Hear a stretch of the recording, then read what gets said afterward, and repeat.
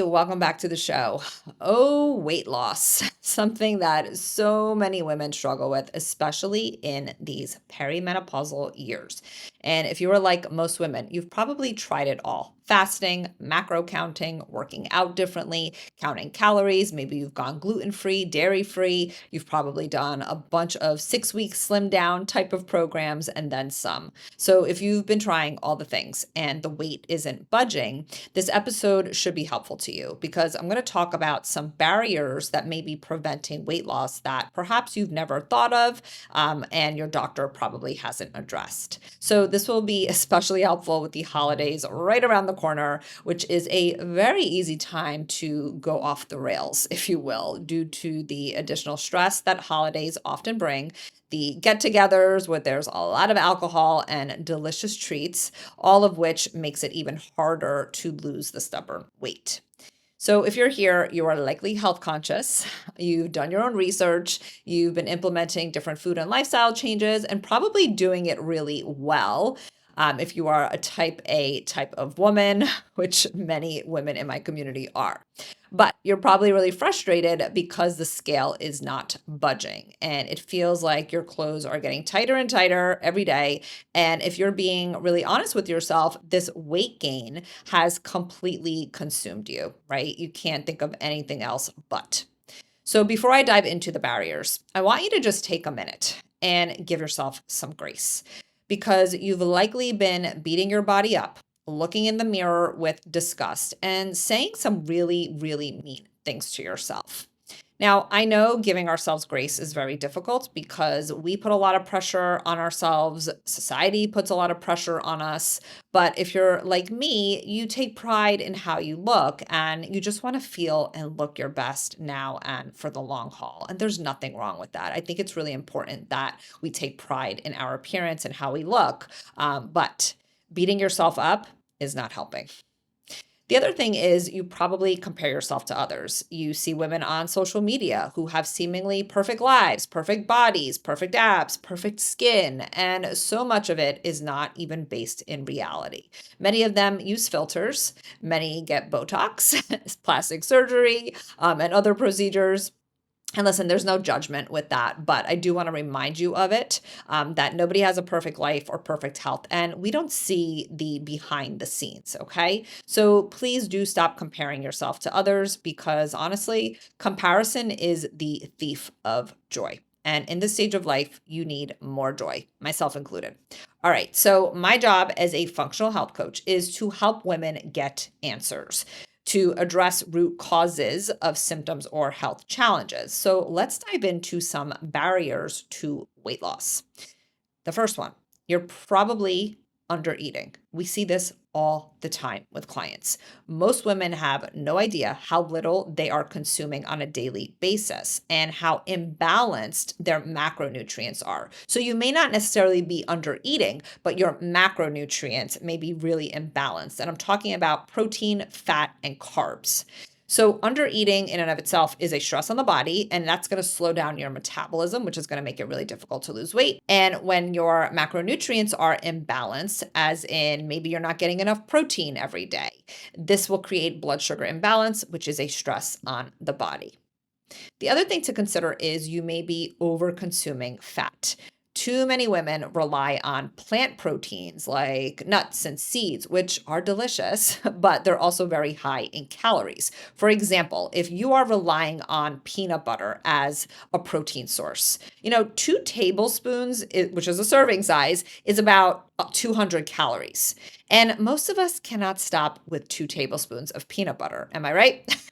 Healthy fats are incredibly beneficial. We absolutely need them for hormone production, brain health, and overall health, but the amount truly does matter. The other thing to think about is you may be way too sedentary. Now, if you're not walking at a minimum 5,000 steps per day, you're going to have a hard time losing weight. And by not walking and moving, you're also not supporting your bone health, your heart health, and your metabolism. Movement is really vital, and we can get really comfortable, especially in the winter months. If you live in an area like I do, where it's cold out, we make every excuse in the book that we can't go outside and move our body. But listen, if you're not getting enough movement and if you're not tracking, there's really no way to know how many steps you're taking every day.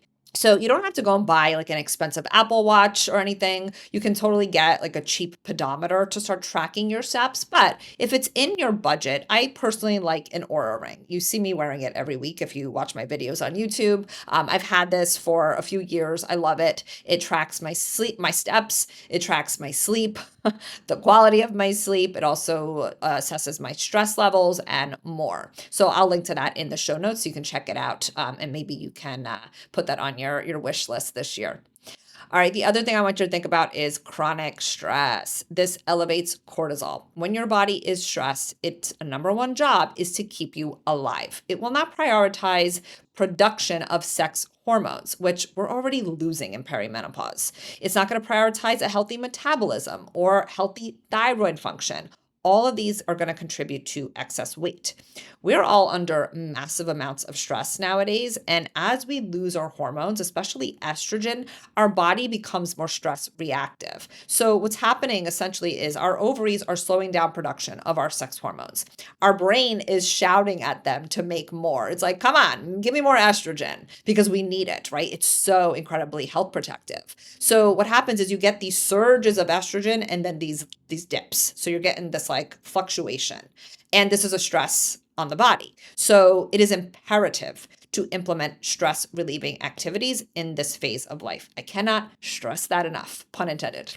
All right, your thyroid function. If your thyroid function is suboptimal, you're going to have a very hard time losing weight. So if you have not tested TSH, free T4, free T3, reverse T3, TPO, and TGAB antibodies, then no, you have not had a full overview of your thyroid function. Nearly every doctor gets this wrong. It is one of my biggest frustrations as a functional health coach. Nearly every woman will come in to work with us and they'll say, my doctor checked my thyroid and he said it's fine. And then nearly every time I look at their labs, the proper markers were not even ordered. So how can you tell me that this woman's thyroid is functioning optimally when you're not even looking at the right markers? Ah! All right, moving along.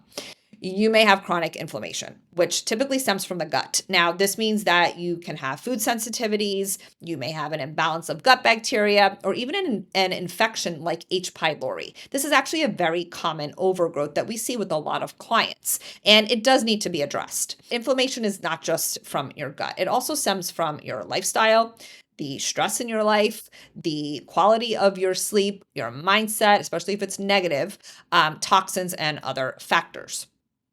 Next, I want you to think about your sleep. Are you getting quality sleep? And I'm not saying you have to absolutely get 8 hours every night, but whether it's 6 hours or 7 hours or 8 hours, the quality of your sleep really matters. Are you waking up in the middle of the night? Are you a really light sleeper? Do you wake up in the morning feeling completely unrested? That's an issue. That means that you need to dig deeper and understand why you're not sleeping well. Okay. Sleep is when your body experiences cell renewal and detoxification. And if you're not sleeping well, this creates cortisol dysregulation, as well as an imbalance in leptin and ghrelin hormones. These are your hunger and satiety hormones. When they're out of whack, you're going to end up binging, especially on junk food. The other thing to think about is you may be consuming too much alcohol. Those calories add up quickly, but the other thing is your liver is going to have to metabolize that over anything else because it is a toxin. So it's trying to detox it. And alcohol is going to exacerbate your perimenopausal symptoms. So if you're dealing with depression, anxiety, crappy sleep, hot flashes, breast tenderness, alcohol is going to exacerbate those symptoms. So why add fuel to the fire? I highly recommend you examine your relationship with alcohol. And if you are reliant on it, please do get support. It is an addictive substance. And just because you are functioning, you go to work every day, does not mean that you do not have a problem with it. If you cannot go without alcohol, it's a problem that needs to be addressed. Another thing to consider is you may have trauma that has not been addressed, which will cause you to rely on coping mechanisms like alcohol. or you may be holding on to the extra weight subconsciously as a form of protection. Perhaps you're scared to be vulnerable with others, to let go and surrender. This is very, very difficult for driven, ambitious women who, quite frankly, are leading with very masculine energy instead of feminine energy. We have been conditioned by society to act like men, be equal to men, work like men, and we simply cannot. Our hormones do not allow for it, okay? I talked about feminine and masculine energy on an earlier episode, so go back and listen to that with an open mind, because I'm likely going to be talking more about that in the future. I've been self-assessing a lot in the last couple of years, how masculine I have been because of how I've been conditioned to be a boss babe, right? To be ambitious and independent and all the things. And I noticed how it was causing a lot of stress in my life, my business, and even my romantic relationship. So, the hustle culture that's out there is, quite frankly, making women sick. We are not meant to be working 40 something hours a week. We are not meant to be constantly on and available to everyone. No. And our hormones, especially in this stage of life, like I said, will not allow for it. So if you're inflamed, fatigued, overweight, something has to give. And then, of course, lastly, your hormones, progesterone, estrogen, and testosterone play a role in your weight. So if you've been following along, you know by now that these hormones are very out of whack in perimenopause. Progesterone's declining, testosterone's declining, estrogen is fluctuating.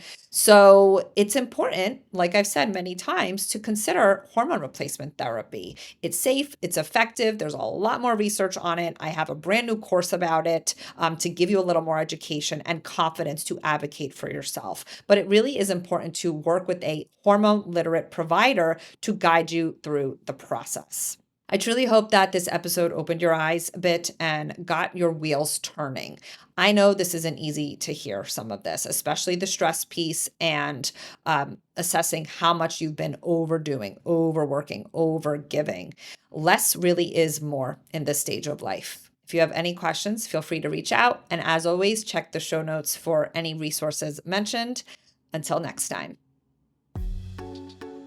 Hey, before you go, if you're struggling to navigate the overwhelming world of hormone replacement therapy, feel dismissed by doctors, and can't afford to spend thousands to get help, check out my brand new course, Perimenopause HRT Roadmap. This easy to understand self-guided course is designed to give you clarity, confidence, and knowledge to decide if HRT is right for you. No fancy health jargon that'll leave you confused, no black and white thinking that leaves you feeling alone and without options. With Perimenopause HRT Roadmap, you'll have a much better understanding of HRT, gain confidence to advocate for yourself, and feel your best in perimenopause and beyond. Get all the details in the show notes. The information provided is for educational and informational purposes only. I am not, nor do I act as a doctor or any other medical professional. I am not providing healthcare, medical services, or attempting to diagnose, treat, prevent, or cure any physical, mental, or emotional disease or condition. The information shared is not intended to be a substitute for the professional medical advice provided by your own medical or mental health provider.